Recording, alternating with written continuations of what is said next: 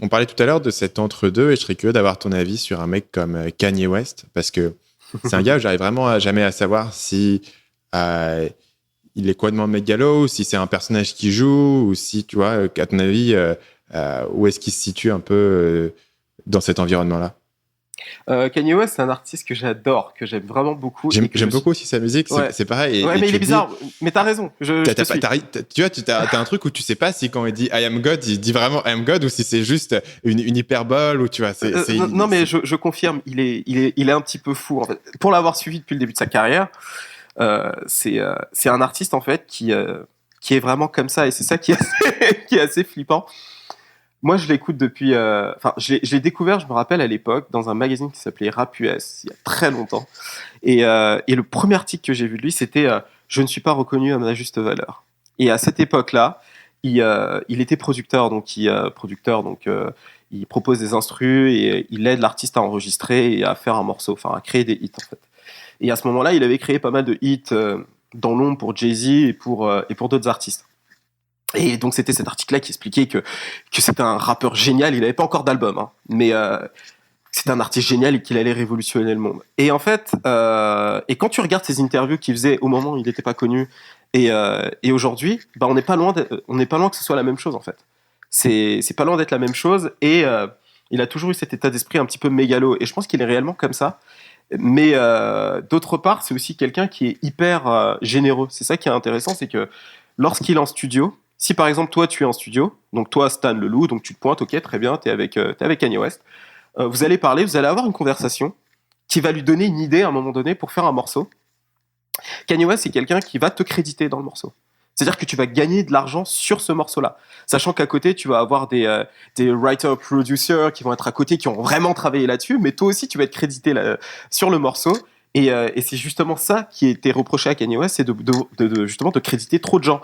T'as un mec qui vient livrer une pizza, qui passe par là, il est capable de le créditer. Bon, là, Ouais. j'abuse un petit peu, mais c'est un petit peu l'idée. C'est quelqu'un qui est à la fois très mégalo, mais quelqu'un qui est très généreux aussi. Et c'est un personnage assez particulier. Quand il dit I'm God, et en fait, il fait référence, encore une fois, le monde du hip-hop américain était très marqué par la période de la ségrégation et de l'esclavage avant. Et en fait, l'idée, c'est vraiment de s'élever. Et ça, c'est quelque chose qui est assez frappant quand t'es français, c'est que là-bas, en fait, il y a vraiment cette idée, pas, je dirais pas revanchard, mais de se dire, OK, on nous a rabaissé, on était au plus bas, et ben aujourd'hui, on va leur montrer qu'on est vraiment haut. Et on va le faire dans un laps de temps assez court, au final. Parce que si tu regardes bien, il y a 50 ans, 60 ans, il y avait encore la ségrégation dans plusieurs États du Sud des États-Unis, etc. Et pas mal de ces rappeurs viennent de là. Et aujourd'hui, tu te dis, en fait, il y a en fait, tu as l'impression qu'il y a en grande partie ce côté de compenser en fait le passé.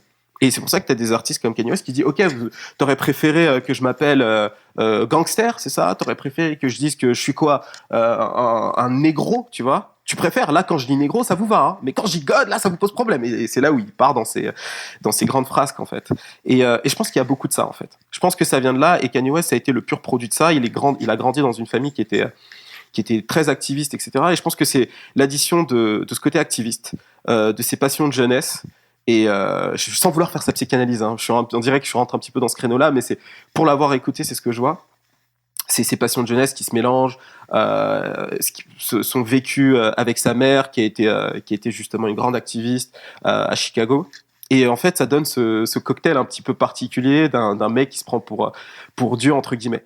Mais il se dit pas Dieu en soi, il se qualifie pas comme étant lui Dieu, mais comme étant un Dieu. Voilà. Donc aujourd'hui, il y a Kanye West qui est un dieu. Toi, Stan Leloup, aujourd'hui, tu peux dire oui, moi, je suis un dieu aussi, tu vois. Donc c'est très américain, c'est très particulier. C'est c'est quelque chose qui, pour nous, est assez difficile de comprendre en fait. C'est même dans la culture, je dirais, française. Catholique, c'est assez, c'est blasphématoire même de dire ça, tu vois. Donc quelque part, il y a ce truc-là qui est assez difficile à gérer. Et Dis-moi. il peut se le permettre parce que musicalement, il a effectivement un truc que personne ne peut lui reprendre, quoi, où il a Ah vraiment bah ça. apporté des trucs qui sont uniques. Et ouais, c'est vraiment intéressant le contraste entre les deux, où en fait, un gars qui dit ça, normalement, on aurait dit il est dingo, mais en même temps, il est dingo, mais il arrive à faire des trucs incroyables. Donc, est-ce qu'il est dingo, ou est-ce qu'il fait semblant, ou est-ce que c'est un génie, ou tu vois, c'est assez intéressant. Ouais.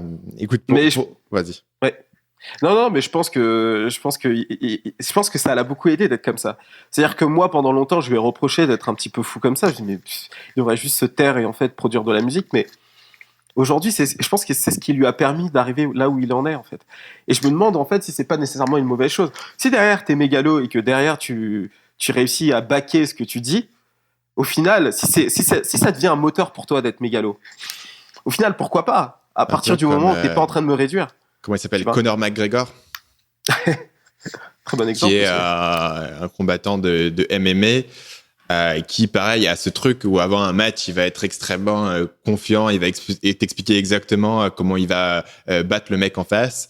Ce qui a un aspect de marketing, voilà, où d'un coup, les gens ont envie de savoir ce qui se passe, a un effet probablement pour sa psychologie personnelle de visualisation, et effectivement, installe le mec non seulement comme un athlète, mais comme une personnalité.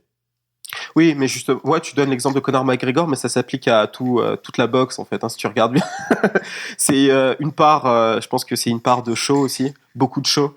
Enfin, tu vois, quand tu regardes un petit peu toutes les press releases qu'il a fait un petit peu partout aux États-Unis où il se présentait avec Floyd Mayweather, qui pour le coup lui aussi est un grand mégalo. Je pense que c'est une part de show, donc beaucoup, beaucoup, beaucoup de ça. Donc, il a conscience que le public veut et attend ça de la part de boxeurs. Et derrière, je pense qu'il est réellement comme ça aussi. Je pense que c'est aussi lié au fait de son milieu, parce que Conor McGregor, c'est aussi quelqu'un qui vient d'un milieu assez modeste, qui a beaucoup travaillé pour en arriver là, et je pense que ça a été aussi son moteur d'être comme ça. Je pense qu'aujourd'hui, avec la maturité, j'ai pas nécessairement de mal avec les gens qui sont mégalos ou alors imbus de leur personne. À partir du moment où ça devient un moteur pour eux, et que ça devient pas nécessairement un moyen de réduire les autres, si tu vois ce que je veux dire. Euh, Quelqu'un comme Conor McGregor ou quelqu'un comme Kanye West, c'est des personnes qui ont tendance à se prendre, enfin, à se prendre pour des dieux dans le cas de Kanye West ou pour le meilleur boxeur de tous les temps pour Conor McGregor, mais il a pas, enfin, par rapport aux fans ou par rapport aux gens lambda entre guillemets, il aura pas une espèce de condescendance en fait. Si à partir de là il réussit à faire la part des choses entre guillemets, moi c'est quelque chose qui me convient quoi. Salut, c'est Stan, j'espère que vous avez apprécié cet extrait du podcast Marketing Mania. Bien sûr, vous pouvez retrouver l'ensemble des épisodes du podcast, y compris les instructions sur comment vous abonner sur l'application Apple Podcast ou sur votre téléphone Android en vous rendant sur mon site à l'adresse marketingmania.fr/podcast. Je vous ai mis le lien dans la description de cette vidéo.